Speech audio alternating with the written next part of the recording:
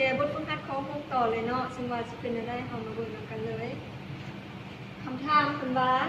จานหมุน A B C 3แผ่นซึ่งรัศมีแม่น30 ซน20 ซนและก็10 ซนตามลำดับได้วางขนานกันและบรรดาเม็ดใจกลางประกอบเป็นเส้นสื่อหนึ่ง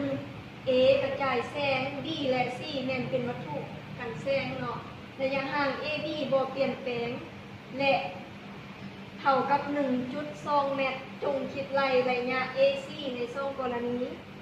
ณีที่1 C อยู่ในเงามืดอย่างเต็มส่วนและกรณีที่2 C อยู่ในเงามัวอย่างเต็มส่วนเมื่อ BC เท่ากับ 0.6 เมตรอยู่บนแจงหรือบนมืดคือแนวใด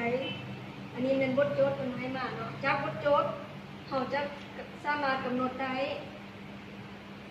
RA เนาะ RA เป็นรัศมีของตัวที่1มันจะเท่ากับ30 ซนRB มันจะเท่ากับ20 ซนRC จะเท่ากับ10 ซนAB เท่ากับ 1.2 เมตรซึ่งว่าเราจะเปลี่ยนให้เป็นซนเนาะเพราะว่าบทเลขมันเพื่อให้มันคิดไล่ง่ายว่าซั่นไปจะได้120 ซนBC จะเท่ากับ 0.6 เมตรและเพิ่นให้ซอกอัน BC เนาะนี่เราจะมาสังเกตเบิ่งรูปเนาะจุด A นี่มันจุดกระจายแสงเนาะนี่มันจุดกระจายแสงแทนหมุนซ้ำจานหมุนซ้ำอันเนาะนี่ก็แม่นนี้ A B C เนาะเป็นแทนให้ซึ่งว่า A นี่เป็นจุดกระจายแสงและ B C นี่เป็นวัตถุกันแสงเนาะเราจะสังเกตเห็นว่าจุด A B A 5 4นี่เนาะจุด A 5.4นี่เนี่ยจะมีเส้นสื่อผ่านใจกลางนี่เป็นเส้นสื่อเลยเนาะมันจะผ่านสื่อเลยซึ่งว่าระยะห่างแต่ละระยะห่างแม่นบ่คือกันเนาะระยะห่างแต่ A 5B นี่แม่นเท่ากับ 1.2 เซนติเมตรหรือ 1.2 เมตรเนาะซึ่งว่ากรณีที่1เนาะเราจะสามารถสังเกตได้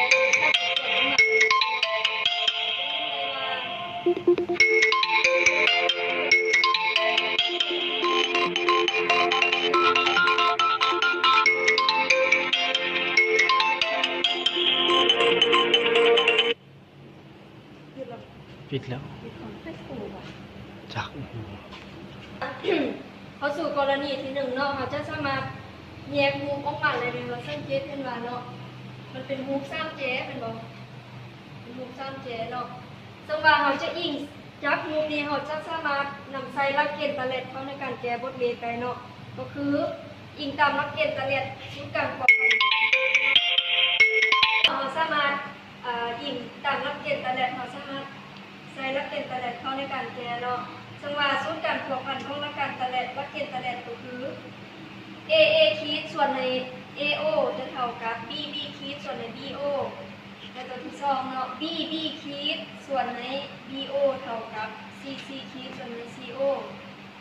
แล้วเราก็แทนใส่เนาะซึ่งว่า AA คีดของเรานี่แม่นมาวางเป็น RA เนาะเขียน RA ใส่และ BB คีดของเขาแม่นมาวางเป็น RB นี่เนาะก็เป็นอัตราส่วนผัวพันแทนใส่ตามนี้เนาะเขาจะวางตัวนี้เป็นสมผลที่1และตัวนี้เป็นสมผลที่2แล้วเขาก็แทนค่าของมันใส่เนาะ RA ของเขารัศมีของมันเป็น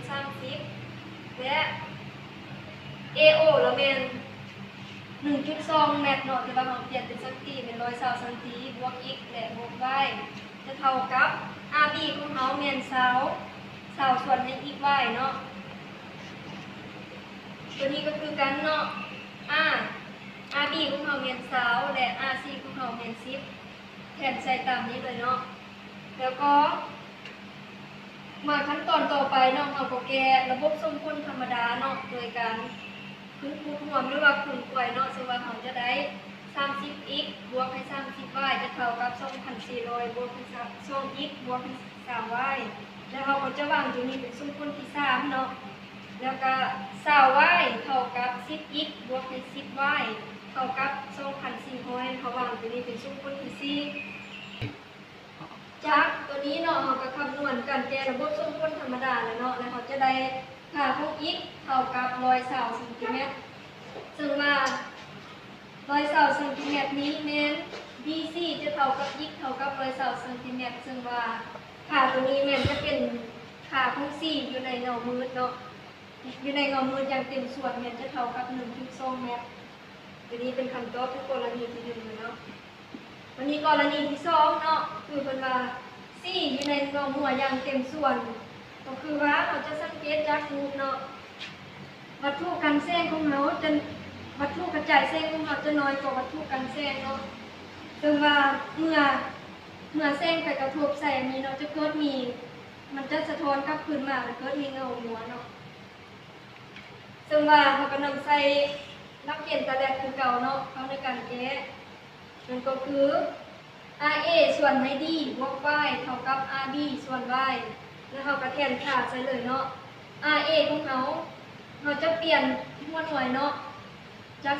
30เซนติเมตรเราจะได้ 0.3 เมตรเนาะส่วนให้12 1.2 บวก Y เท่ากับ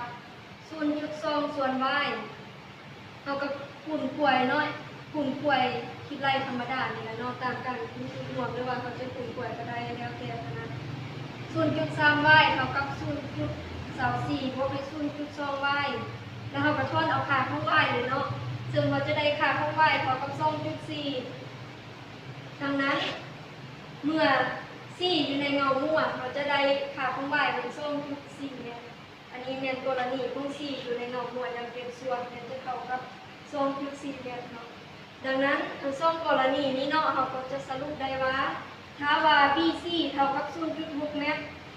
กรณีที่1เนาะ C อยู่ในเงามืดแมน BC จะน้อยกว่าหรือเท่ากับ 1.2 เมตรและกรณีที่2เนาะ C อยู่ในเงาหัวอย่างเต็มส่วนก็คือว่า BC นี่มันจะใหญ่กว่าวัตถุกันแสงก็คือ 2.4 เมตรการแก้พวกนักโกหกกัน